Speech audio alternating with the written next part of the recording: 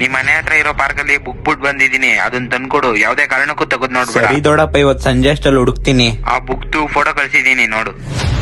ಇದ್ಯಾವ book ಹಿಂಗೈತಲ್ಲ?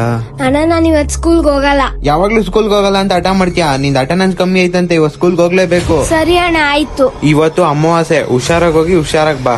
ಸರಿ ಅಣ್ಣ ಆಯ್ತು. ಅಣ್ಣ ನೀನ್ ಕೆಲ್ಸಕ್ ಹೋಗಲ್ವಾ? ನಾನ್ ಇವತ್ತು ಕೆಲ್ಸಕ್ ಹೋಗಲ್ಲ, ಒಂದ್ ಸ್ವಲ್ಪ ಜ್ವರ ಐತೆ. ಸರಿ ಅಣ್ಣ ಬಾಯ್, ಊಟ ಮಾಡು. ಸರಿ ಪ್ರಿಯಾ, ಬಾಯ್. ಇವತ್ ಬೇರೆ ನೋಟ್ಸ್ ಬರ್ದಿಲ್ಲ. ಇವತ್ ಸ್ಕೂಲ್ ಹೋಗೋದ್ ಬೇಡ, ಹೊಡಿತಾರೆ. ಈ ಪಾರ್ಕ್ ಅಲ್ಲಿ 3:30 ತನಕ ಕುಂತಿದ್ದಿ, 3:30 ಮನೆಗೆ ಹೋಗೋಣ.